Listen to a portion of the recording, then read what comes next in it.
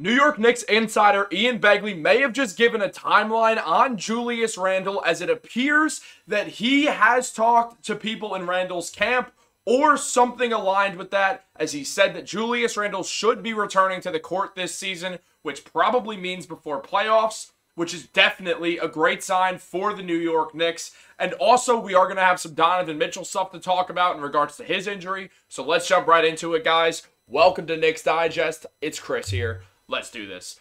So, as SNY reported last week, all this is written by Ian Begley, mind you, there was some initial concern regarding that Randle hadn't been cleared for contact as of the Kings game. Randle also wasn't cleared to take full contact, and it's unclear if he's been cleared for contact in the ensuing days.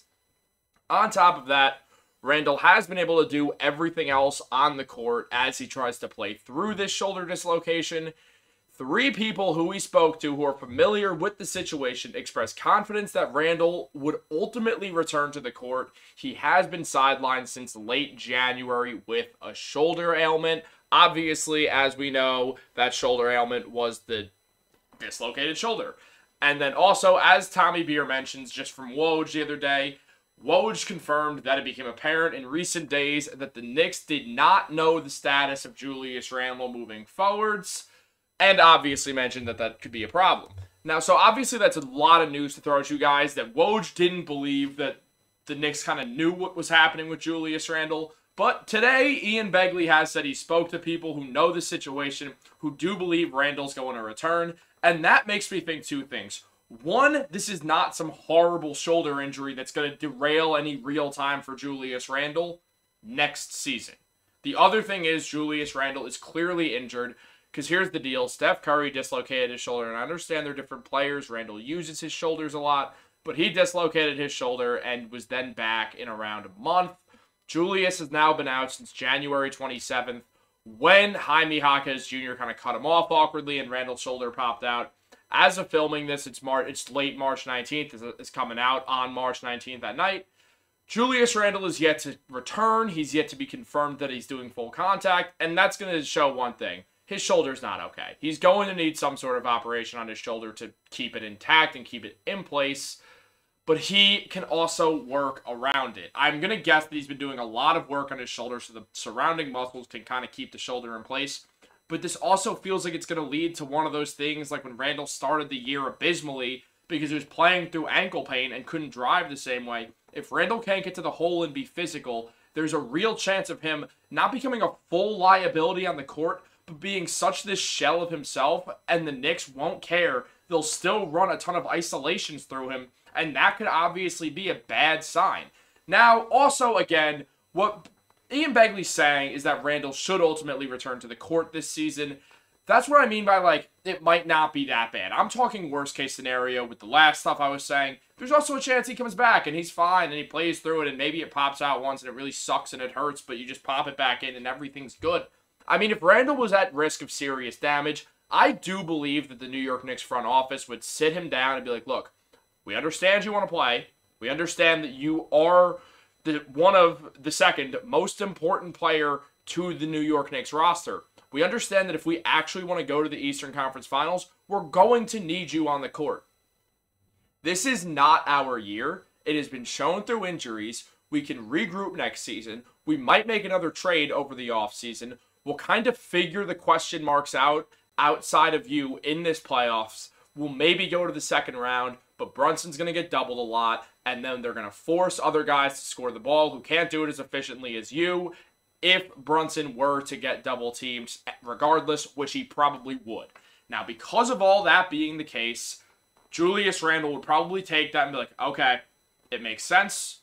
We can turn around. We're getting more playoff experience. It is what it is.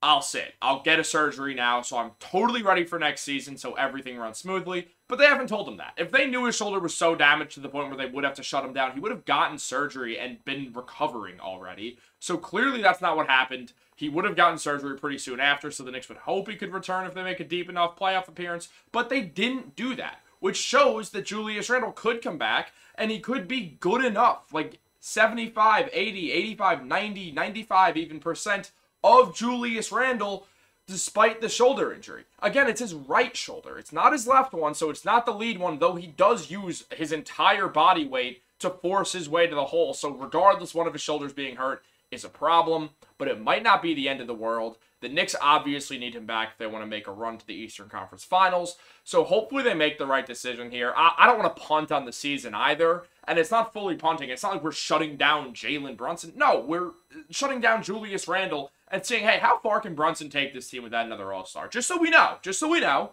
how far can this, or what can this team do without Julius Randle if they're fully healthy otherwise? Like, will we see something better in the playoffs because his playoff appearances have left something to be desired because of the injuries and the fatigue and the fact that the Knicks had no game plan for the Hawks in 2021? Or will we just be in clear lack of isolation scoring because now we're down to one guy who can really create his own shot at an elite enough level to try to have a few different scoring options to win a championship because Brunson can't do it alone. No one can. And we clearly need Julius Randle back. The Knicks will still get to learn what they need because they know what Julius Randle provides. This is his 5th season with the Knicks. He's made 3 All-Star appearances. He's made 2 All-NBA teams. They know what Julius is going to provide for the team. They know what he's going to provide for this team because they saw it in a short enough amount of time that they understand what he is going to provide, taking that short amount of time and all the other years prior, especially the years since he's been an All-Star, especially last year. So we can kind of take this and understand, and then you can go into free agency and look and kind of say, look, we need a trade. We obviously know we need to trade for another star.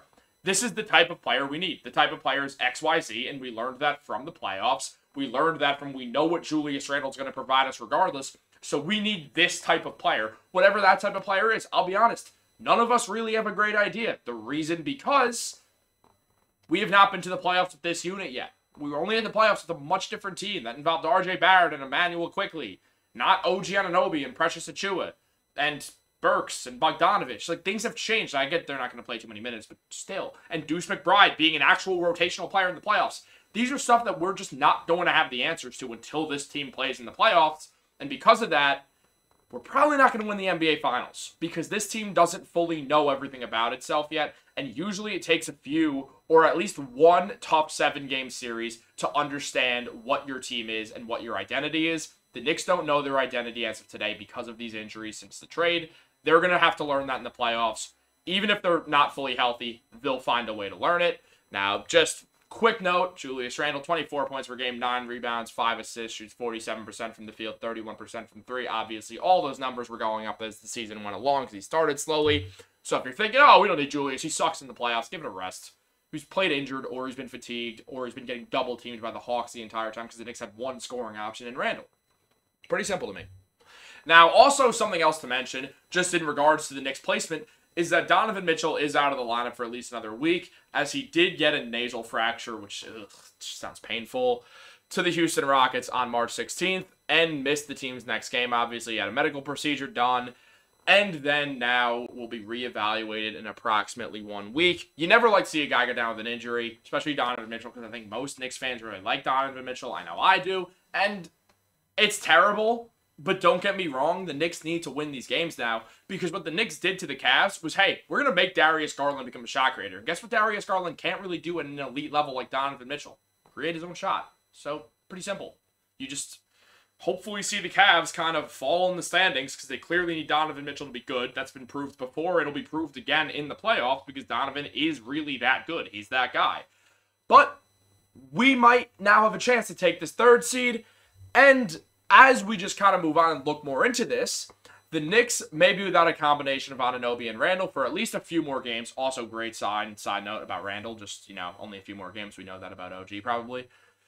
Their strength of the schedule on the year is 14th, and Cleveland's remaining strength of schedule is 17th. So Cleveland does have the easier schedule by a tiny bit. And then also the Cavs will obviously have to navigate life without Mitchell for 2 games against Miami, 1 against Minnesota, and 1 against Charlotte. So that's 3 tough games, and then one of the worst teams in basketball. So that's a bummer for us, but it's okay. 3 tough games is good. The Knicks face Denver, Brooklyn, and Detroit in that span, a pivotal one in the race for 3rd place. Now, obviously, Denver's Denver. And obviously the Nets we're just going to beat because there's one New York team, and we just prove that every time. And then the Detroit Pistons are, well, the Cade Cunninghams. The Detroit Cade Cunninghams featuring Jalen Duren. Also, All-Star Thompson's solid, but whatever. Not whatever. Great for All-Star. But yeah, no, look, obviously that's what we kind of know with this situation is that we do need to move up in the standings, avoid Boston in the second round the best we can, then we can go to the conference finals. We could be a good matchup against the Milwaukee Bucks if we're healthy.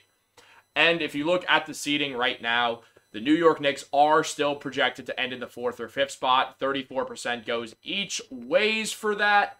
And then outside of that, we will also see the 16% chance to get the 3rd seed, which is really the second highest after those 34% splits. So the Knicks obviously can do it, though the Cavs do have a 20% chance to do better. So it's really still up for anyone, I think, is the moral of this story. The Magic can still get it. The East is close, man. So we're going to see this one come down to the wire.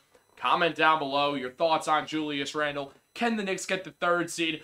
Let me know. Like this video, subscribe to Knicks Digest, turn on those post notifications if you feel like getting an alert that you're about to have to look at this face, or you can just look away, or flip your phone over, whatever works. Have a great day, guys. Go Knicks.